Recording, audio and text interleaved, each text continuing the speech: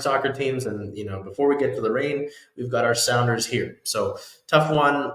After a few weeks ago, you had the big 5-0 win over Montreal. You felt a little good, but you had to be cautiously optimistic, as I mentioned, because that was a Montreal team that was coming off of a long road trip. And the Sounders part, I was thinking about the Storm. The Sounders, really needed to build off that and keep moving forward and make sure it wasn't just a flash in the pan. For now, so we go over here, April 21st versus the Vancouver Whitecaps. The first Cascadia clash of the season for the Sounders was a 2-0 loss. Seattle gets shut out. The Sounders actually looked like the better attacking team throughout the first half. A red card shown to Jackson Reagan in the 43rd minute for serious foul play upon review from the head referee. Dropped Seattle down to 10 men. It was somewhat of a questionable call, but either way, you need to play through it. You can't blame losses on the refs. Seattle even had a few chances early into the second half, but early into that second half, Yamar Gomez Andrade is trying to pass it around the back and build out of his own final third. The Vancouver is pressing hard. They taken advantage of that. And it's a goal given up off of that turnover. It's the first of 2 goals off of turnovers, as a second one is scored off of a turnover, as Javier Arriaga is trying to dribble from his own box through 2 Vancouver Whitecaps players. He gets pickpocketed, and the Whitecaps score one-on-one against Stefan Fry. So not really much you can blame Fry for. This is just another example of the Sounders not being able to score, and it ends up hurting them as 2 of their own mistakes end up, inviting them and helping give them another loss on the season. Just an ugly one. I mean, there's not too much story outside of this. Alex Roldan did get a red card late into the match. I believe it was the 79th minute to put Seattle at 9 men, but they were already down by 2 at that point. It really didn't matter. I believe. I'm sorry. It was just such a wash of a match, and that Roldan foul, that Roldan red card was really just an example of this club really being in a mess. I mean, we haven't seen something like that from the Sounders in quite some time, and it was frustrating. It was frustrating to see it. I'm sure it was frustrating for the players, who in the locker room post game, Christian Roldan and Stefan Fry insisted that the locker room's not coming apart. You're to a here with this club where the frustrations are boiling over, and you're already starting to wonder if the season's over.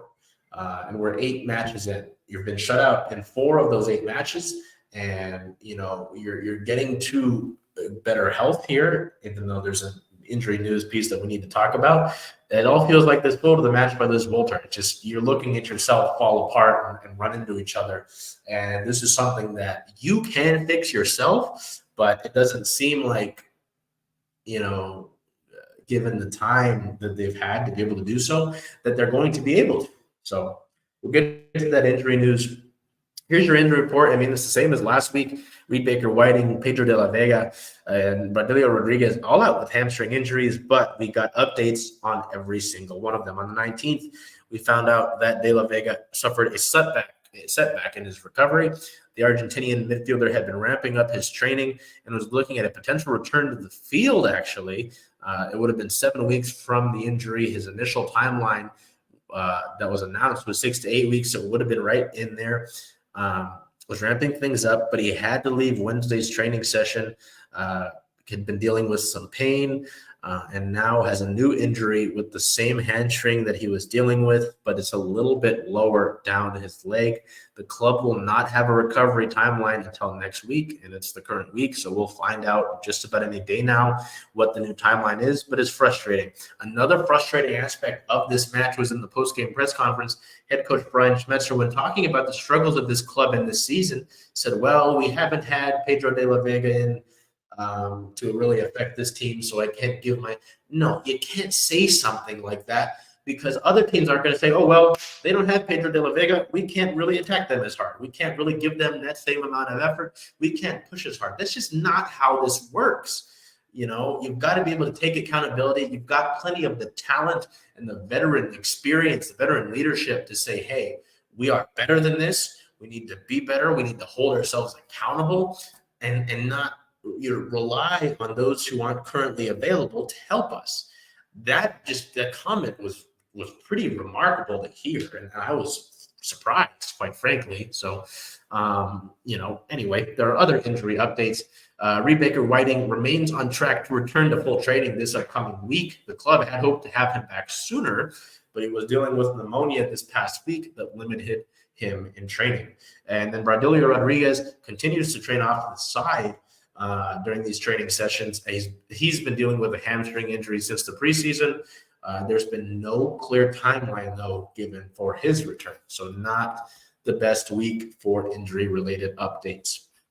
Go straight into team-related notes here. On the 16th, the club announced the hire of Craig, bear with me here, Dalrymple as head of professional player development. Craig brings more than 25 years of soccer coaching and player development experience, most recently at Inter Miami CF Academy as their director since 2021, following a decade with the Vancouver Whitecaps, where he briefly served as their interim head coach at the MLS level back in 2018. In this role with the Sounders, he will oversee the professional development of players with an emphasis on strengthening the pathway of the club's highest potential athletes, both on and off the field. Craig is 50, and he began his career in the MLS as the Whitecaps FC Academy Technical Director back in 2010, holding many roles across 10 years with the club as a vital part in the development system. In addition to his time as Academy Technical Director, the Vancouver, BC native served as the head coach for the Whitecaps FC's U23 squad and player development and recruitment director from 2018 to 2020.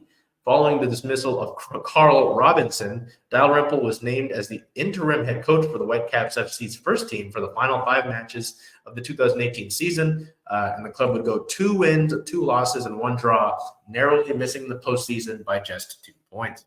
Dalrymple then moved on to become Inter Miami's academy director from 21 to 23, overseeing over 150 players from the U12 to U19 levels before he was hired by the Sounders.